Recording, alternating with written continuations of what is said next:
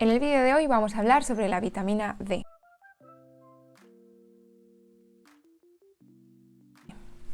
Como vegano, vegetariano, flexitariano o persona que ha decidido reducir su consumo de productos de origen animal, puede que te hayas topado con el dilema de si la deficiencia de vitamina D va a acabar contigo.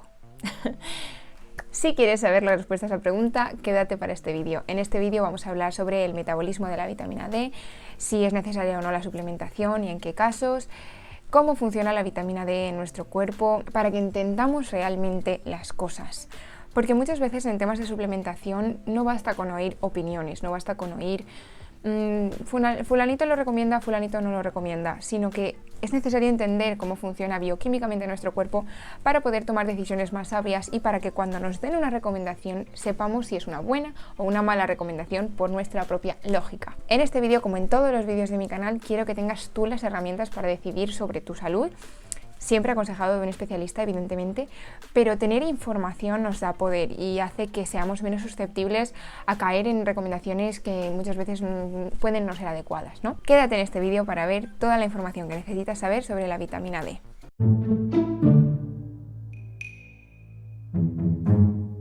Para empezar, y antes de meternos en vitamina D, hueso, sol, nubes, todo, antes de empezar con nada de eso, necesito que sepas un dato. La deficiencia de vitamina D es una pandemia que afecta a nivel mundial a muchos y amplios grupos de población. Entre el 30 y el 50% de los niños de Estados Unidos, de Europa, de buenas partes de Asia, de grandes grupos de población, presentan riesgo de padecer deficiencia de vitamina D. Ojalá todos estos fueran veganos o vegetarianos, pero no es así. La realidad es que la deficiencia de vitamina D es algo que afecta a gran parte de la población, independientemente de que sean veganos o no. Es algo que debes tener en cuenta, sea cual sea tu tipo de alimentación.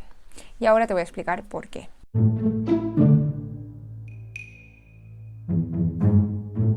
Antes que nada, me gustaría que empezásemos por el metabolismo de la vitamina D.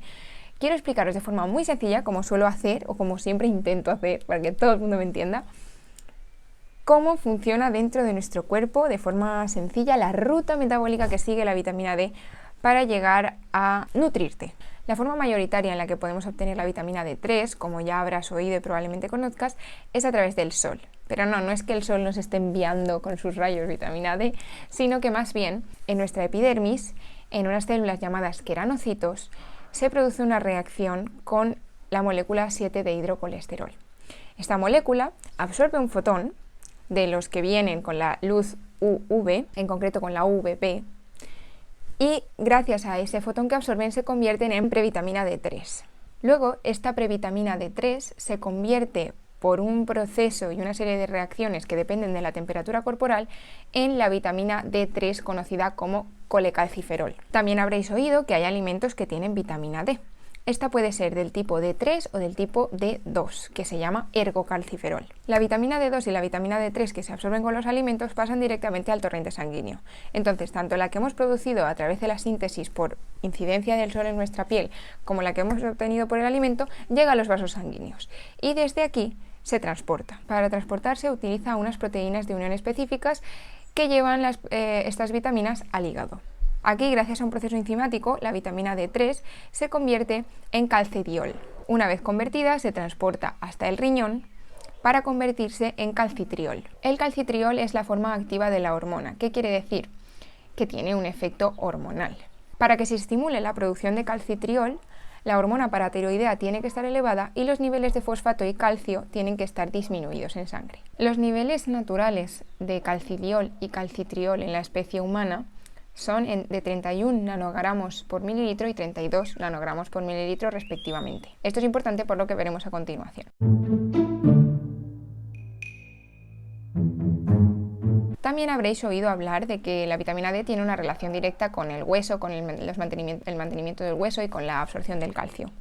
Bien, ¿cómo funciona esto? El calcitriol se une a los receptores de vitamina D y allí desencadenan el metabolismo del calcio y los huesos. Los receptores VDR, los receptores de vitamina D, son expresados por tres tipos de células del tejido óseo: osteoclastos, osteoblastos y osteocitos. Básicamente, y para que nos entendamos y nos dejemos de palabras raras, La presencia de vitamina D es imprescindible para que se absorba el calcio. Tanto es así que un exceso de vitamina D puede llevarnos a una hipercalcemia, lo que significa que la acumulación de se acumula calcio en tejidos donde normalmente no se acumularía tanta cantidad y algunos órganos que no deberían se calcifican. Aunque se vaya ligeramente del tema, me gustaría hacer un pequeño apunte sobre el calcio. El calcio está muy presente en una alimentación vegetal, aunque no os lo parezca, porque lo tenemos muy asociado a los lácteos, pero realmente hay muchísimos alimentos de origen vegetal que contienen grandes cantidades de calcio, como son los vegetales de hoja verde, muchos frutos secos, las legumbres, por ejemplo el tofu tiene una gran cantidad de calcio, las almendras tienen mucho calcio, entonces el calcio no es algo que tenga que preocuparnos realmente en una alimentación vegetal. Si es un tema que os interesa como para que lo explique más ampliamente, dejádmelo en los comentarios y haré un vídeo respecto al calcio y todo lo que necesitamos saber.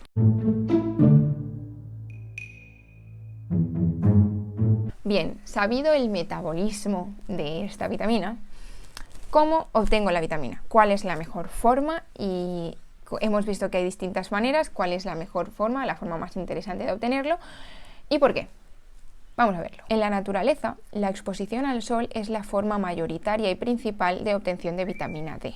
Se obtienen a través de esta fuente el 80% de los requerimientos diarios de vitamina. Sin embargo, como bien sabréis, esta es la forma en la que la obtenemos cuando estamos en la naturaleza, pero como comentaba en mis historias de Instagram el otro día, realmente no estamos viviendo en la naturaleza, el ser humano ha sido extraído y ahora tenemos una forma de vida que nos complica a veces la exposición al sol. Siempre estamos a cubierto, siempre estamos en una oficina, dentro de la clase, dentro de la fábrica donde trabajemos, siempre a cubierto. Pocas horas y poca exposición al sol tenemos. Por tanto, aunque esta es la fuente mayoritaria en la naturaleza, aportando un 80% de los requerimientos, puede que ahora dependamos más de las fuentes dietarias. Y aquí es donde viene la controversia sobre esta vitamina. La obtención de esta vitamina a través del sol se ve influenciada, a través del sol o a través de la alimentación, se ve influenciada por muchos factores.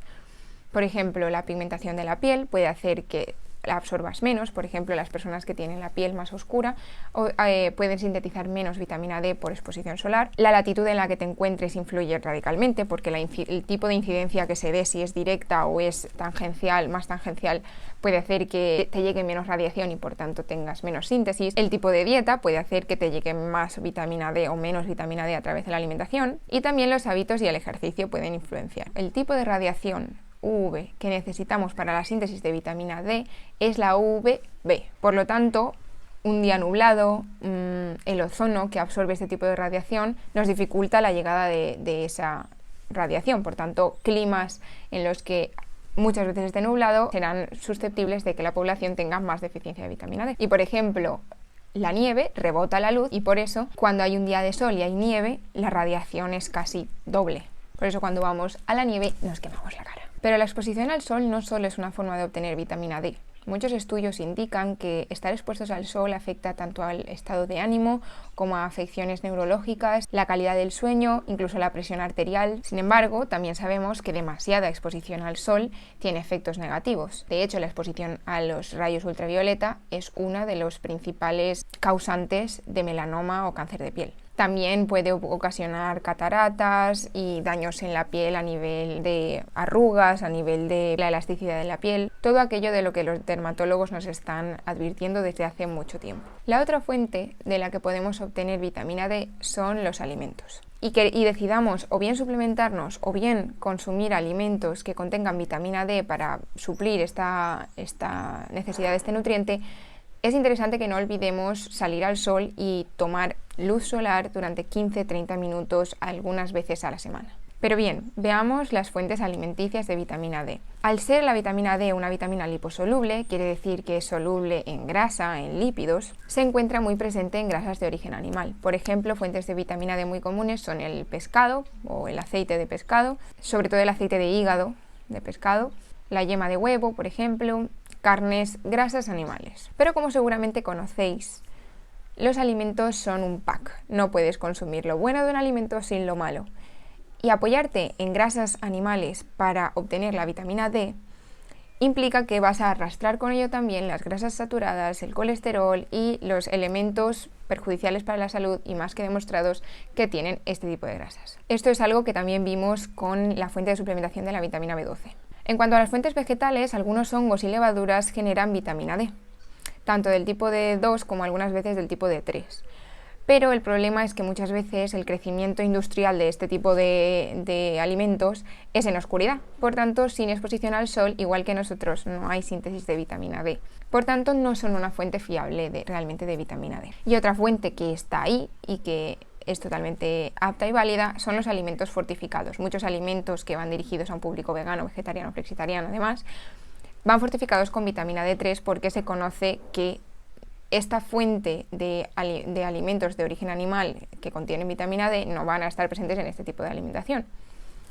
Por tanto, es un apoyo que podéis tener, tanto leches como yogures, lo que vaya fortificado con vitamina D, es una fuente de apoyo. Voy a poner aquí el macroesquema de la ruta metabólica que sigue la vitamina D, desde su síntesis hasta hacia dónde se dirige y para qué. Si alguien quiere revisarla más a detalle, por eso la pongo aquí para que podáis hacerle zoom, hacerle pausa, captura de pantalla y podáis revisarla detalle a detalle, parte por parte. Esta es la que sale en las directrices de la EFSA.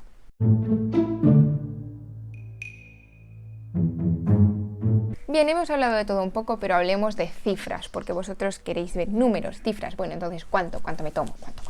Según la EFSA, por si no conocéis la EFSA es la Asociación de Seguridad... EFSA. Todos los días tengo dudas en esto. European Food and Safety Association.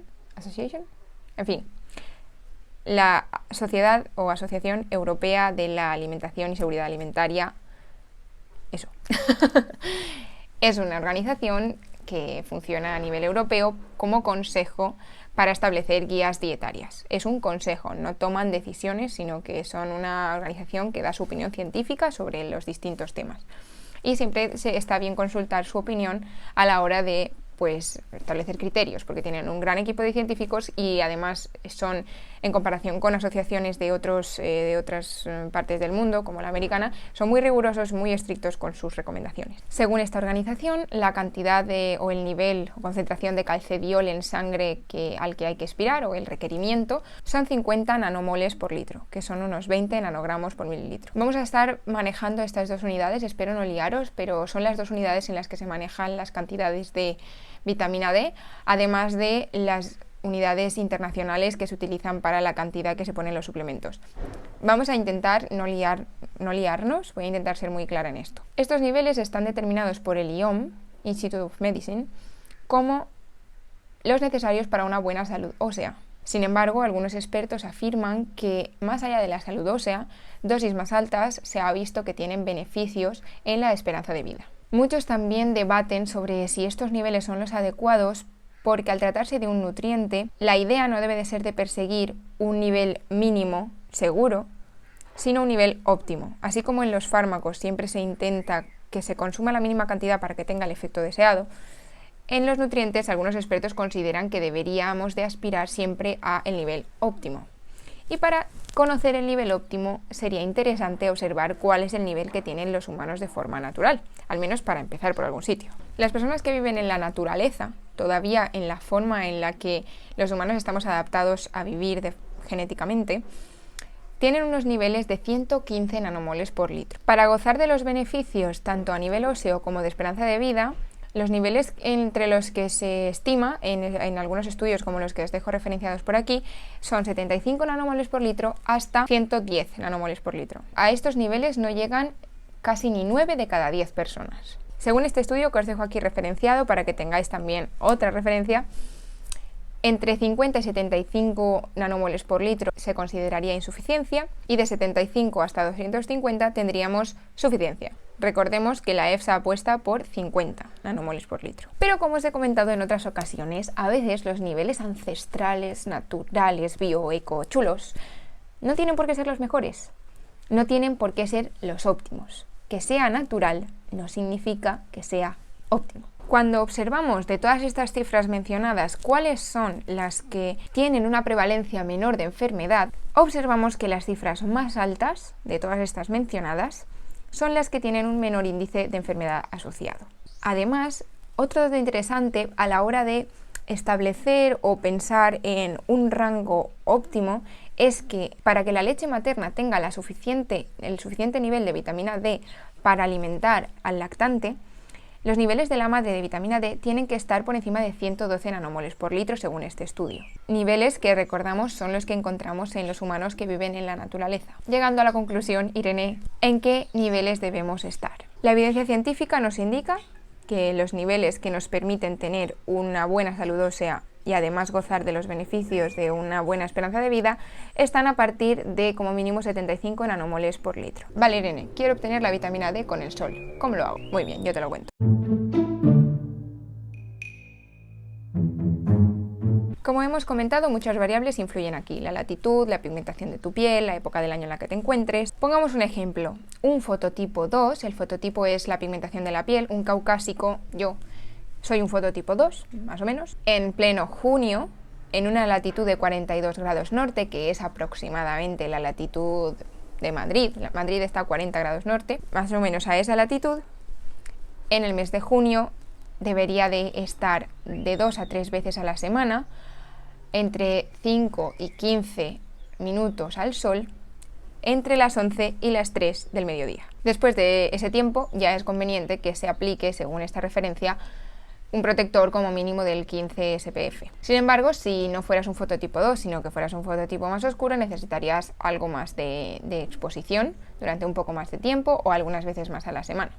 Básicamente porque los fototipos más oscuros tienen más melatonina y la melatonina absorbe radiación solar. Eso los protege de la radiación solar y los protege de las quemaduras, pero sin embargo también los protegen de esa radiación solar que permite la generación de vitamina D. Para una síntesis en general de vitamina D adecuada, se recomiendan entre 15 y 30 minutos de exposición solar durante todo el año, varios días a la semana, 2, 3, 4. Pero según qué latitudes, el sol será suficiente en algunas épocas del año y en otras no. Hay un término que se conoce como vitamin D winter, en el cual, aunque estés expuesto al sol, la potencia o la fuerza con la que llega la radiación solar es insuficiente como para hacerte generar suficiente vitamina D, incluso aunque estés expuesto diariamente. El vitamin D winter, según la latitud, dura unos meses u otros. Por ejemplo, aquí en España, el vitamin D winter va desde noviembre hasta febrero. En cambio, en Noruega, que tiene una latitud de 70 grados norte, tiene una duración desde octubre hasta marzo. Durante estos periodos, la exposición al sol puede ser insuficiente para sintetizar vitamina D, con lo cual puede ser muy interesante recurrir a la suplementación. Esto coincide con las líneas de recomendación de la EFSA, que indican que solo es conveniente que tomes alimentos con vitamina D o fortificados o que te suplementes si tu síntesis endógena de vitamina D es insuficiente por falta de exposición solar. Es conveniente que os destaque aquí que hay periodos de la vida, como la lactancia puede ser o como la infancia, en los cuales la suplementación se recomienda de forma sistemática, independientemente de tu exposición al sol. En este tipo de casos es mejor que recurráis a un especialista y preguntéis directamente. Irene, no tomo suficiente el sol, no pienso tomarlo, voy a ser una muerta blanca toda la vida y quiero que me des una alternativa. Voy a darte una alternativa. Para alcanzar como mínimo los 75 nanomoles por litro, es necesario suplementar diariamente con 2000 unidades internacionales de vitamina D. En este rango no hay posibilidad de toxicidad por excesos, ya que para llegar a un exceso tendrías que estar consumiendo 10.000 unidades internacionales diariamente durante por lo menos un mes. Por tanto, estamos lejos de esos parámetros. Eso nos llevaría a unos niveles de 250 nanomoles por litro, que es mucho más. Dado que la normativa aspira a simplemente 50 nanomoles por litro, muchos de los suplementos contienen 1.000 unidades internacionales y no 2.000. Pero en base a recomendaciones de compañeros y amigos míos nutricionistas, 2.000 unidades internacionales es una buena dosis de suplementación. Esto os lo comento porque es normal que en el envase haya 1.000 unidades internacionales y comenten también que no se debe exceder la dosis recomendada diaria. Eso es algo que por ley tienen que poner para curarse en salud ellos mismos, de responsabilidades legales. Lo interesante es la suplementación en forma de vitamina D3, que es la forma en la que tu cuerpo la sintetizaría si la obtuviera directamente del sol. La opinión de la EFSA respecto a los niveles de toxicidad también coinciden con esto. Indican que una dosis de 125 a 1000 microgramos por día es lo que te podría llevar a una toxicidad a largo plazo, que pueden llevar a niveles de 220 nanomoles por litro de calciferol en sangre. Por tanto, estamos en la onda de la EFSA.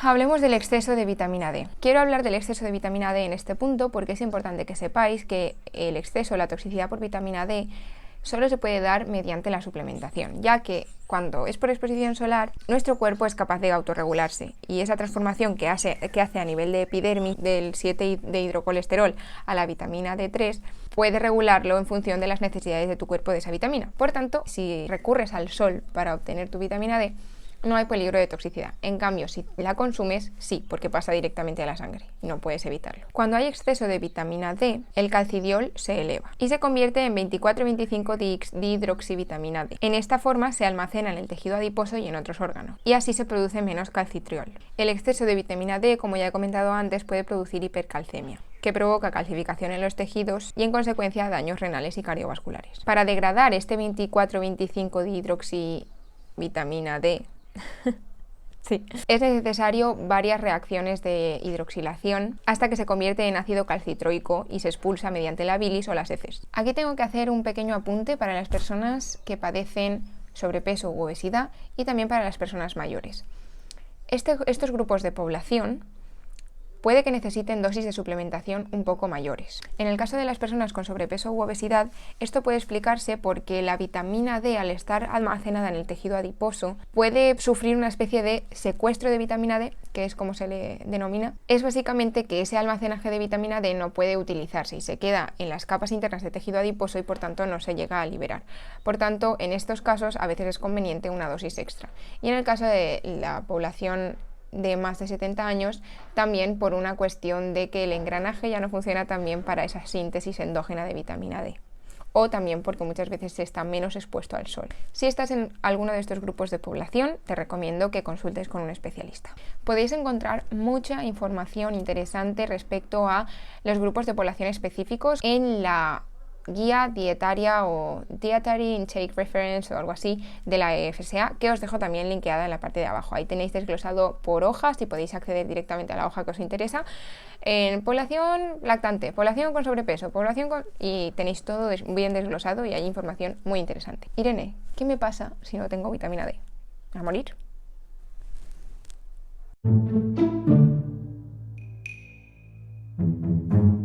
Si hay deficiencias, aumenta la síntesis de calcidiol y disminuye la síntesis de 24-25 dihidroxivitamina D, que es la forma de almacenaje.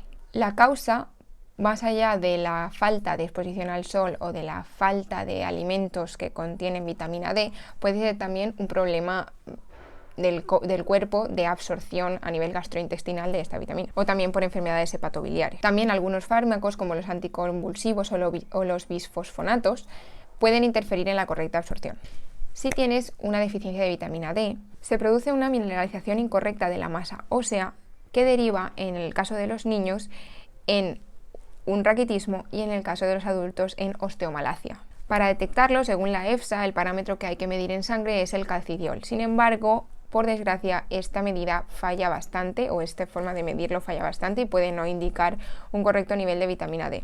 No es algo que deba preocuparnos mucho porque está muy demostrado que con una correcta suplementación o una correcta exposición solar no deberíamos de tener problemas de deficiencia de vitamina D, es decir, los suplementos funcionan.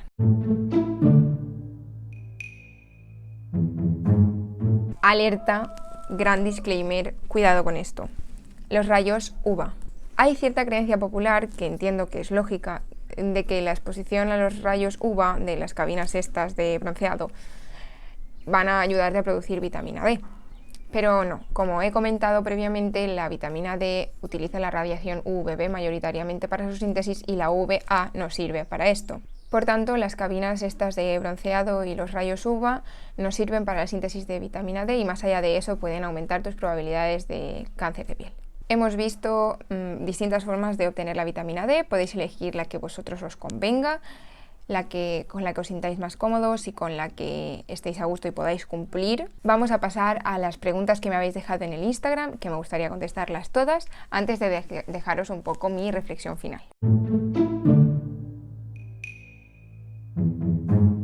David García 1988 pregunta: ¿hay diferencias en suplementarse con vitamina D de pescado y vegana? Hablemos de cómo se hacen los suplementos.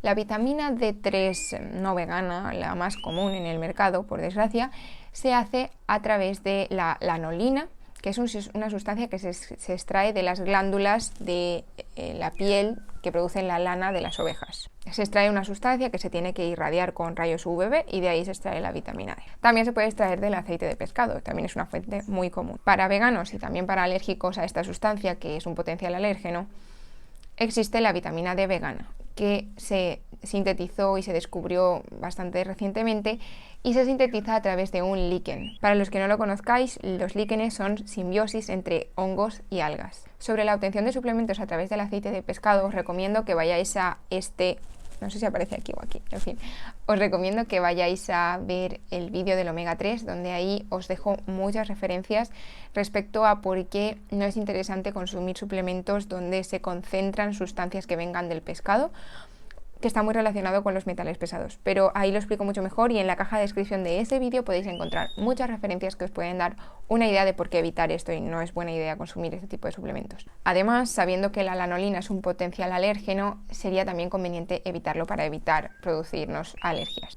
Pero más allá de los peligros que pueda tener para nuestra salud, me parece muy interesante recurrir a un suplemento vegano y a cualquier producto vegano por encima de uno de origen animal, sencillamente por respeto al medio ambiente, a los animales, porque es éticamente correcto y es más sostenible.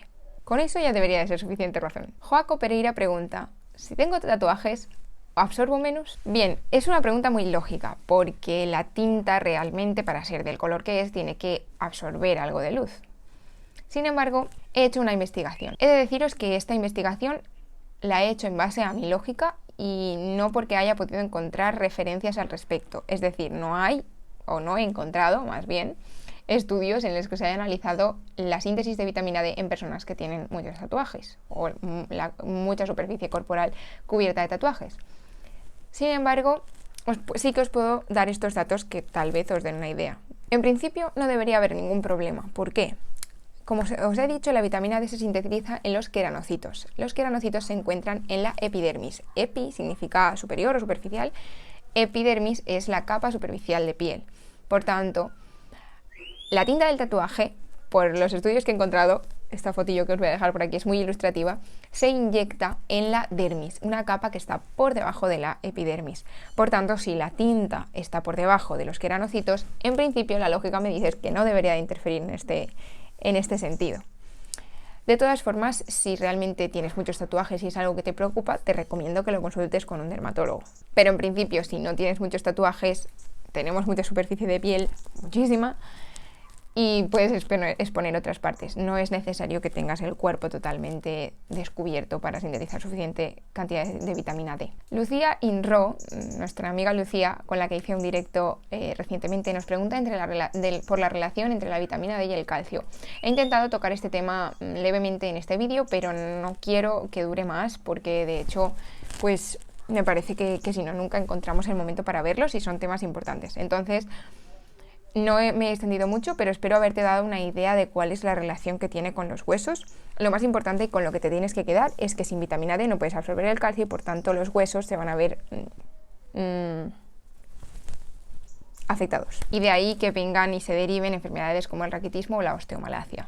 Podéis buscar en internet los síntomas y cómo funcionan estas enfermedades y qué te falta y ahí entenderéis. De todas formas, como os digo, si os interesa el tema, dejar un comentario abajo en la caja de comentarios y me lo pedís y pues si veo que hay interés, pues haré un vídeo sobre el calcio específicamente. Nico de 1902 pregunta: ¿da igual que el sol sea de la tarde casi noche que del mediodía? Mi hermana me ha preguntado y me ha picado la curiosidad. Me dice: pues mira, Nico, como bien comentaba anteriormente, no da igual. Es una muy buena pregunta por parte de tu hermana, se lo puedes decir, porque de hecho la cantidad de radiación que llega a la Tierra cuando el sol está arriba, que cuando está, o sea, si esto es la Tierra, cuando el sol llega así y cuando el sol llega así, la cantidad de rayos que llegan no es la misma. Entre otras cosas porque la capa de ozono que rebota estos rayos, la capa de la atmósfera que nos cubre, esta bolita en la que vivimos, hay una mayor densidad de esta capa cuando los rayos vienen así. Por tanto, hay mucha mayor capa para absorber y rebotar los rayos que nos llegan del Sol cuando el Sol llega en esta dirección que cuando llega así. Los rayos solo tienen que atravesar esta cantidad de atmósfera cuando vienen de forma directa, perpendicular, y en cambio cuando vienen de forma prácticamente paralela tienen que recorrer mucho más trozo. Por eso la recomendación es que te expongas al sol entre las 11 y las 3, pero durante este periodo de tiempo, entre 5, 15, 30 minutos a lo sumo. No es necesario más, y menos cuando es a pleno sol de agosto. Por favor, no os queméis. @sisil_98 pregunta: mi nutricionista no me recomendó que me suplementase hasta que le comenté que era de Galicia. ¿Tú qué aportarías a este argumento? Pues me parece que tu nutricionista tuvo mucho criterio a la hora de decirte esto, porque como he comentado durante el vídeo, la nubosidad es una de las cosas que puede afectar a la cantidad de radiación que llega. En un día nublado no puede llegarte jamás la misma radiación que en un día soleado como el de hoy. Por tanto, si en Galicia o en la zona en la que tú vives, sea Galicia, sea Londres, sea Noruega, la radiación solar es menor por el motivo que sea, nubosidad, porque hay menos horas de luz, por lo que sea, es conveniente, entonces es más interesante que tomes un suplemento de vitamina D. Si bien es cierto que no es el único factor que influye, el tipo de alimentación que lleves también influye, el tipo de pigmentación de tu piel también influye, y por tanto es conveniente que revises tus niveles y te suplementes si realmente lo necesitas. Si por ejemplo vivo yo aquí en Valencia, que hace un sol estupendo, pero jamás salgo al sol, voy a tener una deficiencia de vitamina D. Entonces la localización geográfica es un factor, pero no es el único. Carmen Matas R pregunta: marcas de vitamina D veganas por si hay que suplementar. Bien, os voy a recomendar 3. En primer lugar, no sé si conocéis a Álvaro Vargas, que es un nutricionista. Él tiene un suplemento que vende en su página web que se llama Bec Vital, que es un suplemento 2 en 1, vitamina B12 y vitamina D. Tiene una dosis que corresponde a 1000 unidades internacionales, que, bueno, ya he comentado previamente cómo va el tema de las dosificaciones, con las que podéis valorar cuáles tomar o cuáles no, o consultarlo más bien con un nutricionista o un especialista. Pero en este caso, pues tendríamos 1000 unidades internacionales y es un suplemento que se consume todos los días. Luego también tenemos en Vegan Fit Store, venden una marca que se llama Vegan Style, si no me equivoco, Veggie Style. Y también es un suplemento que tiene 1000 unidades. Y por último, dentro de MyProteins, en MyVegan, tienen una sección de suplementación especialmente para veganos, y todos estos suplementos que os he recomendado son veganos. Yo os animo a que consumáis productos de emprendedores que están sacando sus propios suplementos y que son veganos. Sabréis que lo han hecho con la mejor intención. Entonces ahí tenéis todas las opciones de todos los precios. Os voy a dejar por aquí pues capturas para que podáis verlo directamente. Bien, por último me gustaría pues dejaros otra vez mi reflexión, como en el caso de la vitamina B12, sobre la vitamina D y sobre el argumento de que la alimentación vegana no es completa porque es carente en vitamina D. A esto tengo varias cosas que decir, aunque nada nuevo, ya he comentado en el vídeo. Como os digo, la vitamina D, la deficiencia de vitamina D es una pandemia que afecta a nivel mundial a todos los grupos de población, no solo a los veganos, no solo a los vegetarianos, es un problema que afecta a toda la población. Por tanto, en ese aspecto pierden bastante sentido. Si bien es cierto que los alimentos que tienen más vitamina D son de origen animal, también es cierto que nuestro cuerpo está preparado para obtener el 80% mínimo de los requerimientos de esta vitamina del sol. Por tanto, no es una carencia de la alimentación vegana, es una carencia de nuestro estilo de vida que compartimos todos. De ahí que la carencia sea extendible a todo tipo de población.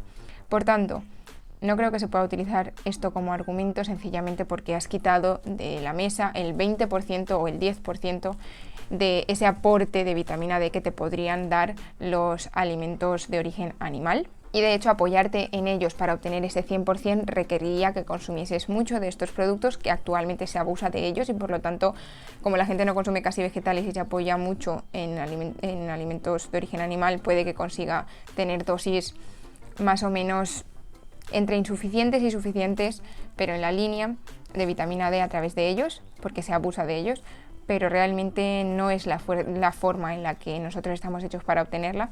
Por tanto, no es algo que nos debería de preocupar como veganos. Esta es mi opinión. Esto no es nada más allá que mi opinión basada en la evidencia que he recogido. Y si no, os diría lo contrario, porque realmente hago estos vídeos para que una persona vegana pueda ser vegana con tranquilidad, con calma y con la información en la mano, sea cual sea. Porque al fin y al cabo, muchos veganos, yo creo que la mayoría, y espero que la mayoría también, no son veganos por salud, sino que son veganos por mucho más. Además de que tenemos beneficios en la salud, somos veganos por muchos más motivos. Por tanto, más allá de que no sea lo óptimo, que lo es, más allá de eso, aunque no lo fuera, sé que lo seguiríamos siendo, y está bien que tengamos la información en la mano para que no solo estemos seguros de nuestra decisión a nivel ética y moral, sino que también estemos seguros de nuestra decisión porque nos es bueno y científicamente lo sabemos. Así que bueno, aquí dejo el vídeo por hoy. Espero que os haya gustado y os haya enseñado cosas. Yo he aprendido mucho, como siempre haciendo estos vídeos aprendo muchísimo y son mi motivación para aprender. Y me alegro mucho de que me hagáis hacerlos y me hagáis esas preguntitas. Así que seguid haciéndolo y nos vemos en el siguiente vídeo. Esto se debe a que seguramente la hipótesis... ¿Cuántos pájaros? Hola, pajarito. En MyProtein, dentro de la sección MyVegan, ahí tienen...